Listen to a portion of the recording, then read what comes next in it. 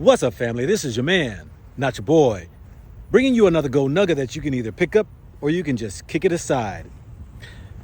Ghana, President Nana Akufo-Addo, who is sitting across from the Secretary of State of the United States, begs and pleads for the help and assistance of security forces to ensure that Burkina Faso, Mali, who have brought in Russian mercenaries to come in and get rid of them French folks who've been dominating and chokeholding them for many of years since their independence.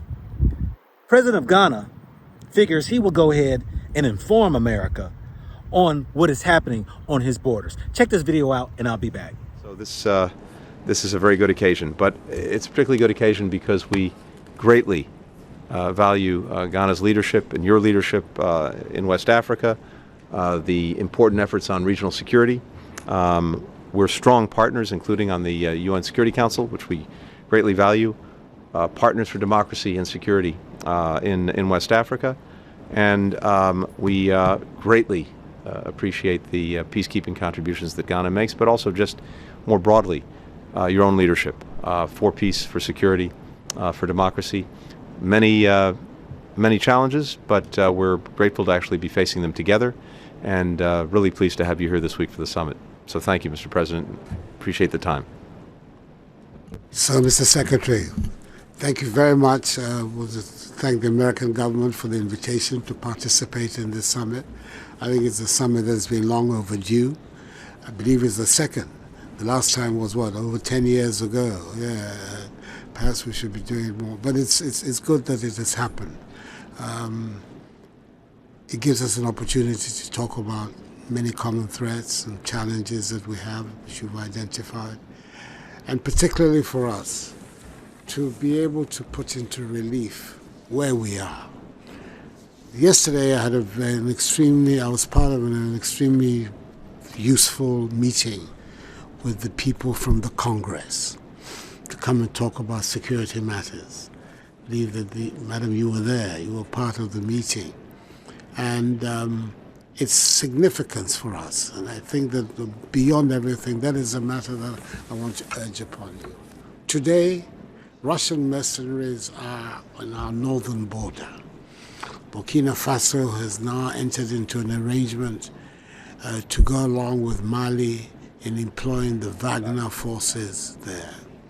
I believe a mine in southern Burkina has been allocated to them as a form of payment for their services. Prime Minister of Burkina Faso in the last 10 days has been in Moscow. And to have them operating on our northern border is particularly distressing for us in Ghana. Apart from not accepting the idea of great powers once again making Africa their theater of operation, we have a particular position that you know about over the Ukraine war, where we have been very, very vocal and upfront about condemning the invasion of Russia by Russia. And therefore, they're now to have this group at our borders is a matter of some considerable disquiet and concern for us.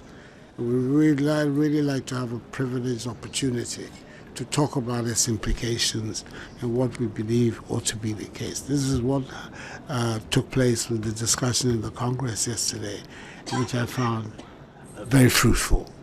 And I would like that the themes of that discussion should be the themes that we should continue to address. To what extent we can have you as a partner in confronting these threats. It is very important that ECOWAS and the West African area remains a democratic space. There's a reason for the actions we took over the coups d'etats in Burkina Faso, in Mali, and in Guinea. And ECOWAS has been very consistent in refusing to deal with these governments because of the undemocratic nature of their accession to power. The commitment to democratic values and institutions is a high priority for our states. We in Ghana have been through all kinds of arrangements, governance arrangements in the past, one-party state, all kinds of experiments have taken place. And our people are now very clear in their mind. They want to go down the avenue of democratic engagement. And that is why the last 30 years of the Fourth Republic have been the most stable in our country's history. We want to do everything to preserve that. But there are enemies of democracy who are working hard in West Africa today. And therefore, it's important that we bring that matter to your notice and see to what extent we can engage you as a reliable partner in the pushback of those forces. What do you think? Let me say this right here. First and foremost, the Secretary of State is giving the thanks for the security interests of Ghana and its contributions to democracy is something that I have an issue with, especially when President Nana Akufo-Addo have already stated that he believes in democracy. You see, he made mention in this video about the coups and the government systems that are upside down because of these countries who don't want to be part of these democracies. I'm quite sure he is smart enough to understand that these coups are set by the West. These coups are from the French, are from America. And the destabilizations of these economies are only because when these people become in power, or presidents who want to change old business and trying to build their country and get them out of poverty, is when these Western countries get involved and want to turn it upside down and yet make it appear that it's the country who has created their own coups, when in fact it's been proven it's always the hand of the Western world. Why is it that President Nana Akufo-Addo could not go to his brothers that are in Burkina Faso and sit down and talk with them? Why does he have the big concern to go run to America and tell them that he has these concerns? Why not sit across from Russia or those of the leaders of the Wagner Group who were called in to remove these French people who claim they will not leave? Does that make any sense that a country will tell you in your face, we're not leaving, when you're supposed to be independent, a sovereign nation, and yet you got countries who sit there on your ground and say they're not leaving? What other recourse do they have?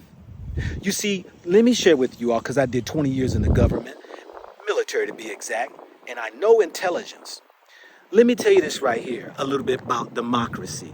You see, why it appears on the surface that democracy is stable is because of the corruption that happens. Let's talk about right here in damn America. Put the D in front of America, capitalize the E. You see, they don't talk about the terrorist acts that go here in America. Shooting up, killing, going into schools, shooting and killings on the streets, the drug wars that are going on, the homelessness. You see, they don't ever show you that stuff there. See, on the surface of things, everything that appears to be at peace. Where there are revolutions may start in other countries, or there might be uprisings only because of the suffrage of the people. To keep that from happening in damn America, you got too much money and power that will diffuse those situations by paying people off and rising up these groups to go ahead and ward off these others from rising up and causing revolutions. You see, this is what on the surface of things that peace in democracies appear to be. But when you don't go along with the program, you're going to find that there's always a hand of America, Europe, China, and Russia involved in African affairs that will keep one from prospering.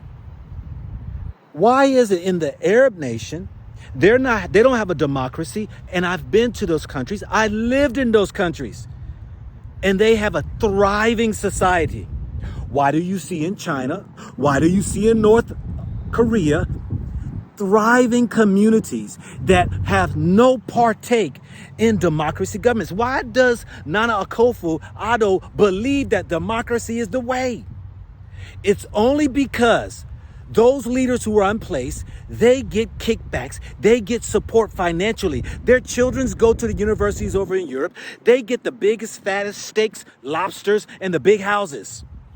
Now, I'm not saying that he's part of any corruptions, but we do know that his predecessors some have been involved and caught in these acts of kindness, of making sure that they remain in a democracy government. When are we going to wake up and say, look, it does not have to be a democracy government? Because if you have a sufficient government where all are treated fairly, all have the respect, and the wealth of the country is distributed amongst the people, you don't have those problems. But democracy is the rich keeps getting richer. The 1% controls the 99%. You see, we all remain quiet in America. As long as you get a mortgage on your house, and a loan for your car, you think you've obtained something. When you sit in debt and have not acquired anything, but when you look across the aisle and you see other types of systems in place that people either don't lack, they got education, free education, they get free medical, and they have a pursuit of happiness, they want to call it a dictatorship. They want to call it authoritarian. Africa has to remove itself from a democracy state, because when I'm in Ghana, the people are complaining and suffering. You have dilapidated electricity, roads, sewer systems.